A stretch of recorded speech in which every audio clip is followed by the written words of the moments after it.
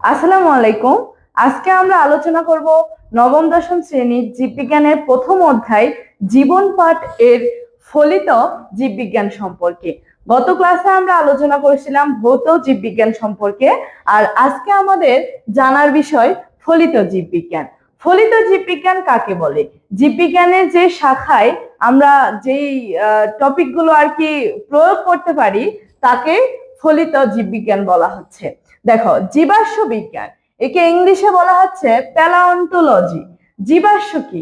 জীবাশ্ম অর্থাৎ প্রাচীনকালে, অর্থাৎ কয়েক হাজার বছর পূর্বে যে প্রাণী বা বিভিন্ন ধরনের জীবেরা মাটির নিচে চাপা পড়ে এখন বিভিন্ন ধরনের কয়লা, তেল বা গ্যাস ইত্যাদিতে তৈরি হয়, এদেরকে জীবাশ্ম বলা হয়। দেখো, এখানে জীবাশ্ম বিজ্ঞান অর্থাৎ প্রাগৈতিহাসিক জীবগুলোকে বোঝায়। প্রাগৈতিহাসিক কি? আমরা তো ঐতিহাসিক সম্পর্কে জানি। ঐতিহাসিক মানে কি? কয়েক হাজার বছর বা কয়েক বছর পূর্বের যে ঘটনাগুলো এগুলো।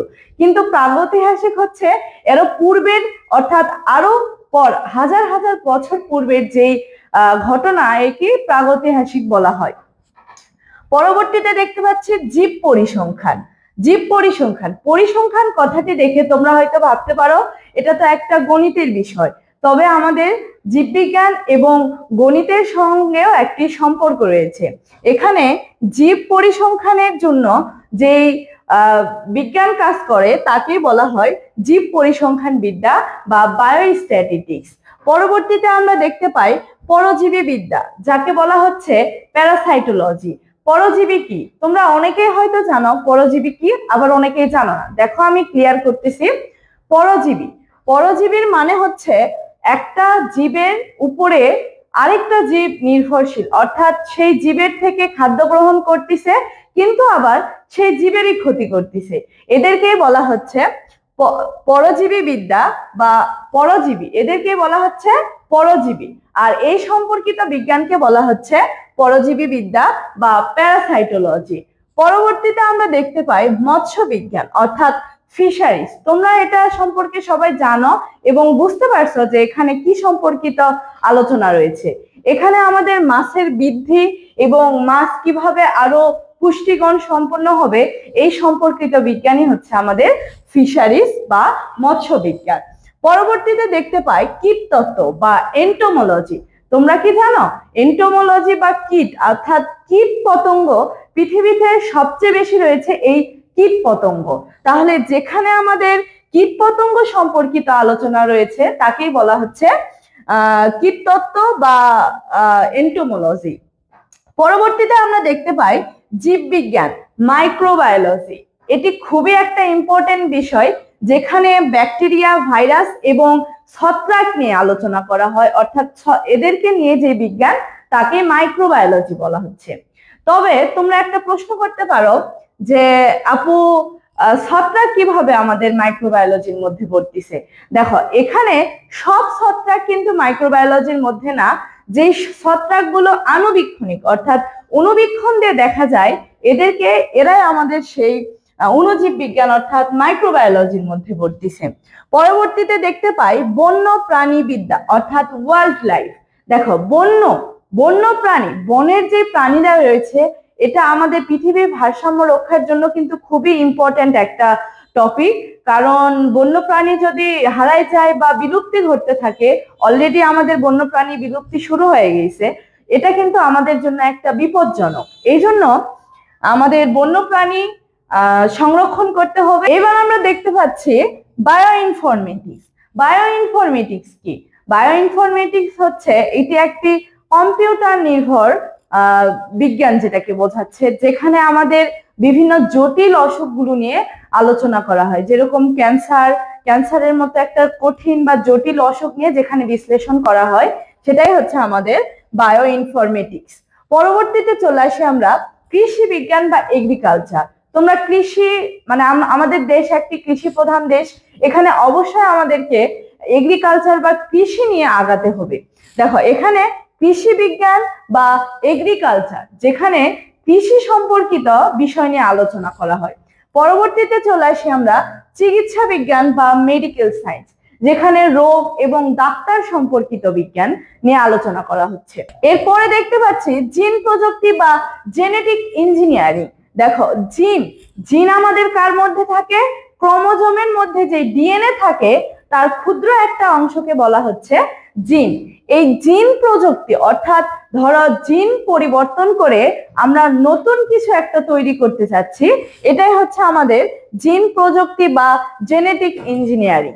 যেরকম তোমরা অনেকেই জানো যে আমাদের একটা জিন প্রযুক্তির ফলে নতুন উদ্ভাবন ঘটেছে বিটি বেগুন। এখানে এক ধরনের জিন প্রবেশ করানোর ফলে ওই বেগুনে আর পোকা হয়ে থাকে না। পরবর্তীতে চলে আসি প্রাণ রসায়ন বা বায়োকেমিস্ট্রি, যেটা আমি বলতেছিলাম যে জীববিজ্ঞানের সঙ্গে আমাদের পদার্থবিজ্ঞান, গণিত, রসায়ন সবার একটা সম্পর্ক রয়েছে। তাহলে এখানে আমাদের যেখানে জীবের কেমিস্ট্রি অর্থাৎ রসায়নের যেখানে জীব সম্পর্কিত আলোচনা করা হচ্ছে তাকে বায়োকেমিস্ট্রি বলা হয়। পরবর্তীতে দেখতে পাই পরিবেশ বিজ্ঞান অর্থাৎ এনভায়রনমেন্ট সায়েন্স। পরিবেশ আমাদের জন্য একটা গুরুত্বপূর্ণ টপিক। আমাদের পরিবেশকে সংরক্ষণ করতে হবে এবং পরিবেশে যেই হারে তাপমাত্রা বৃদ্ধি পাচ্ছে এর মানে কেন বৃদ্ধি পাচ্ছে বা পরিবেশের যে ক্ষতিগুলো হচ্ছে কেন হচ্ছে, এই বিষয়গুলো আমাদেরকে একটু খেয়াল করে আমাদের পরিবেশের ভারসাম্য রক্ষা করতে হবে, নয়তো এই পৃথিবীতে টিকে থাকা আমাদের পরবর্তীতে হয়তো খুব কষ্ট হয়ে দাঁড়াবে। দেখো, পরবর্তী টপিক হচ্ছে সামুদ্রিক জীববিজ্ঞান। সমুদ্রের তলদেশে হাজার হাজার প্রাণী এবং উদ্ভিদ রয়েছে, আর এইখানে সামুদ্রিক অর্থাৎ এই সামুদ্রিক জীবগুলোকে নিয়ে যে বিজ্ঞান তাকে বলা হচ্ছে সামুদ্রিক জীববিজ্ঞান বা ইংলিশে বলা হচ্ছে মেরিন বায়োলজি। পরবর্তীতে আমরা দেখতে পাই বনবিজ্ঞান অর্থাৎ ফরেস্ট্রি, বন অর্থাৎ বন, জঙ্গল ইত্যাদি নিয়ে যেখানে আমরা আলোচনা করি তাকে বলা হচ্ছে ফরেস্ট্রি। এরপরে দেখতে পাই জীব প্রযুক্তি, যাকে বলা হচ্ছে বায়োটেকনোলজি। আচ্ছা, টেকনোলজি বলতে কি বোঝো? যে কোনো কিছুর আবিষ্কার মানেই কি টেকনোলজি? না, এটা না। টেকনোলজি হচ্ছে আমরা যে জিনিসগুলো আবিষ্কার করি এবং মানবের জন্য বা বলতে পারি যে জীবের জন্য যেগুলো আমাদের উপকারী, এটাই হচ্ছে টেকনোলজি। আমরা কিন্তু অনেক কিছু আবিষ্কার করতে পারি, সেটা ভালো খারাপ অনেক কিছুই, কিন্তু টেকনোলজি কোনগুলোকে বলা হচ্ছে? যে যেগুলো আমাদের জীবের উপকার করতেছে এবং ক্ষতির কারণ হয়ে দাঁড়াচ্ছে না, এগুলোই হচ্ছে প্রযুক্তি বা টেকনোলজি। সর্বশেষ আমরা দেখতে পাচ্ছি ফার্মেসিতে আমরা ঔষধ শিল্প নিয়ে গবেষণা করি এবং বলা যায় যেখানে ঔষধের মান উন্নয়ন করা হচ্ছে এবং আরো ভালো ঔষধ কিভাবে তৈরি করা হচ্ছে সেই সম্পর্কিত বিজ্ঞানই হচ্ছে আমাদের ফার্মেসি। আজকে আমাদের টপিক কি ছিল বলতো? যে ফলিত জীববিজ্ঞানের মধ্যে আমাদের অনেকগুলো ইম্পর্টেন্ট বিষয় ছিল যেগুলো নিয়ে আমরা পরবর্তীতে আরো বিস্তারিত জানতে পারবো। যেরকম জিন প্রযুক্তি আমাদের পুরো একটা অধ্যায় রয়েছে, সেখানে আরো বিস্তারিত পড়াশোনা করব। এরপর আরেকটা দেখো অণুজীব বিজ্ঞান, যেটি পরবর্তীতে আমাদের কিন্তু একটা খুব ইম্পর্টেন্ট সাবজেক্ট হিসেবে আমাদের লাইফে আসবে। যারা জীববিজ্ঞান নিয়ে পড়াশোনা করবে অর্থাৎ বোটানি বা জুওলজি নিয়ে পড়াশোনা করবে তাদের জন্য খুব ইম্পর্টেন্ট এগুলো। তোমরা এগুলো ভালোভাবে পড়াশোনা করবে। আর ইংলিশ টার্ম গুলো অনেক ইম্পর্টেন্ট, তার সঙ্গে ইম্পর্টেন্ট এগুলো মানে এখানে আমাদের এই টপিক গুলো কি সম্পর্কিত, এখান থেকে কিন্তু আমাদের কম বেশি সবসময় এমসিকিউ চলে আসে। তোমরা একটু ভালো করে পড়াশোনা করবে এবং ক্লাসটি ভালো লাগলে আমাদের পরবর্তী ক্লাস দেখার জন্য ফেসবুক পেজে ফলো করো এবং ইউটিউবে সাবস্ক্রাইব করো। আর এর পরের ক্লাসে আমি খুব ইম্পর্টেন্ট একটা বিষয় নিয়ে আসতেছি, রাজ্য 1 মনেরা এবং রাজ্য 2 প্রোটিস্টা। ধন্যবাদ।